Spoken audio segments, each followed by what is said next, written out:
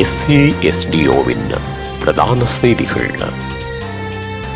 முதலில் தலைப்புச் செய்திகள். பிரதமரின் மனு விசாரணைக்கு திகதி குறைப்பு. மின்சார கட்டண திருத்தம் குறித்து ஆணைக்குழு தகவல். தேசிய பட்டியல் சர்ச்சை. ரவி கருணாநாயக்க பகிரங்க அறிவிப்பு. யாழில் பெண்ணொருவிடம் பாலியல் லஞ்சம் கோரிய போலீசாருக்கு விளக்கமறியல். கனடாவில் ஈழத்தமிழர் ஒருவர் படுகொலை, மகன் கைது. இஸ்ரேலின் கோர தாக்குதல் 44,000 கடந்த உயிரிழப்புகள். தொடர்பன விரிவான செய்திகள். தாயக செய்திகள். பிரதமர் ஹரணி அமரசூரிய உள்ளிட்டோரால் தாக்கல் செய்யப்பட்ட அடிப்படை உரிமை மீறல் மனுவை எதிர்வரும் ஜனவரி 30 விசாரணைக்கு எடுத்துக் கொள்ளுமாறு உயர்நீதிமன்றம் உத்தரவிட்டுள்ளது. கடந்த வருடம் பாராளுமன்றத்துக்கு பிரவேசிக்கும் பொல்துவ சந்தையில் தேசிய மக்கள் சக்தியின் பெண்கள் குழுவினர் நடத்திய அமைதி போராட்டத்தின் மீது தாக்குதல் நடத்தியதன் மூலம் தமது அடிப்படை உரிமைகளை மீறியதாக கூறி அப்போதைய பதில் போலீஸ் மா அதிபர் தேசபந்து தென்னக்கோன் உள்ளிட்ட போலீஸ் அதிகாரிகள் குழுவிற்கு எதிராக இந்த மனு தாக்கல் செய்யப்பட்டுள்ளது. இந்த மனு ஜசந்த கோதகுட, அஞ்சல வெங்கப்புலி மற்றும் பெரியந்த பெர்னாண்டோ ஆகிய மூவரடங்கிய உயர் நீதிமன்ற நீதிபதிகள் குழாம் முன்னிலையில் நேற்று அழைக்கப்பட்ட போது இந்த உத்தரவு பிறப்பிக்கப்பட்டுள்ளது. மின்சார கட்டண திருத்தம் தொடர்பான அறிக்கையினை இலங்கை மின்சார சபை இன்று வரை சமர்ப்பிக்கப்படாத நிலையில் மின்சார கட்டண திருத்தம் தொடர்பான இறுதி தீர்மானத்தை இந்த வருடம் அறிவிக்க முடியாது என அந்த ஆணைக்குழு குறிப்பிட்டுள்ளது. இலங்கை மின்சார சபையினால் அறிக்கை சமர்ப்பிக்கப்பட்ட பின்னர் அதனுடன் தொடர்புடைய நடவடிக்கைகளுக்காக 4 அல்லது 5 வாரங்கள் செலவிடப்படும் என பொது பயன்பாடுகள் ஆணைக்குழு தெரிவித்துள்ளது. இதேவேளை முன்னதாக மின்சார கட்டணத்தை குறைப்பது தொடர்பான புதிய முன்மொழிவுகளையும் இந்த வாரம் பொது பயன்பாடுகள் ஆணைக்குழுடன் சமர்ப்பிக்க முடியும் என இலங்கை மின்சார சபை தெரிவித்து குறிப்பிடத்தக்கது.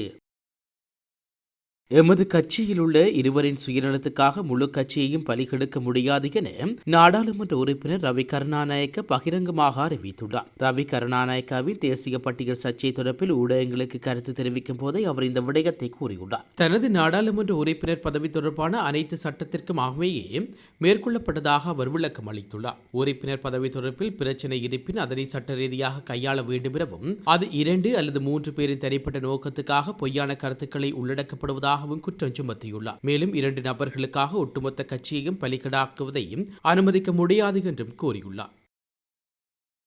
யாழில் பெண்ணொருவருடன் பாலியல் லஞ்சமும் 12 லட்சம் ரூபாய் பணமும் கோரிய போலீஸ் உத்தியோகத்தர்கள் கைது செய்யப்பட்டுள்ளனர். பலாலி போலீஸ் நிலையத்தைச் சேர்ந்த 2 போலீஸ் உத்தியோகத்தர்களை இவ்வாறு கைது செய்யப்பட்டுள்ளனர். குறித்த பெண் தனது காதலுடன் இருக்கும் காணொலியை வைத்து பெண்ணின் வீட்டை கண்டுபிடித்த குறித்த போலீசார் காணொலியை காண்பித்து மிரட்டியதுடன் அவரும் பாலியல் லஞ்சமும் பணமும் கோரியுள்ளார்கள். இதனையடுத்து போலீசாரின் மிரட்டல்கள் தொடர்பான ஆதாரங்கள் என்பவற்றை திரட்டிய அந்த பெண் சுன்னாக போலீஸ் நிலையத்தில் முறைப்பாட்டை வழங்கியுள்ளார். இந்நிலையில் முறைப்பாட்டுக்கு அமைய மேலதிக நடவடிக்கைகளுக்காக மேற்கொண்ட போலீசார் மேற்படி 2 போலீஸ் உத்தியோகத்தர்களையும் கைது செய்துள்ளார்கள். இதன்படி சந்தேக நபர்களான போலீஸ் உத்தியோகத்தர்கள் நீதிமன்றத்தில் முன்னிலைப்படுத்திய வேளை அவர்கள் இருவரையும் எதிர்வரும் டிசம்பர் மாதம் 3 வரை விளக்கமறியலில் வைக்குமாறு நீதிவான் உத்தரவிட்டுள்ளார். மேலும் கைது செய்யப்பட்ட 2 போலீஸ் உத்தியோகத்தர்களுக்கு பணியிடை நீக்கம் செய்யப்பட்டுள்ளதாகவும் தெரிவிக்கப்பட்டுள்ளது.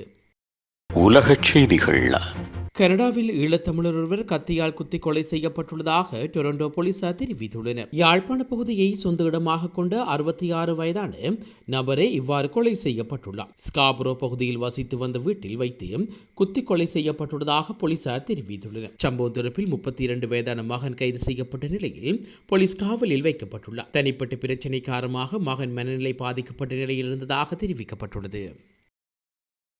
காசா முனையில் இதுவரை 44,056 பேர் உயிரிழந்துள்ளதாக காசா சுகாதாரத்துறை அமைச்சகம் தெரிவித்துள்ளது. இஸ்ரேல் கமாஸ் போர் நடந்த ஆண்டு முதல் ஆரம்பமாகி தற்போது வரை நடைபெற்று வருகிறது. இஸ்ரேல் கமாஸ் போர் கடந்த ஆண்டு முதல் ஆரம்பமாகி தற்போது வரை நடைபெற்று வருகிறது. காசாவில் உள்ள கமாஸ் அமைப்பினர் மீது இஸ்ரேல் போர் தொடுத்து பயங்கர தாக்குதலை நடத்தி வருகிறது. இந்நிலையில் காசா முன்னிலையில் இதுவரை 44,056 பேர் உயிரிழந்துள்ளதாக காசா சுகாதாரத்துறை அமைச்சகம் தெரிவித்துள்ளது. மேலும் 1,04,268 பேர் படுகாயமடைந்துள்ளார்கள் என்றும் தெரிவிக்கப்பட்டுள்ளது.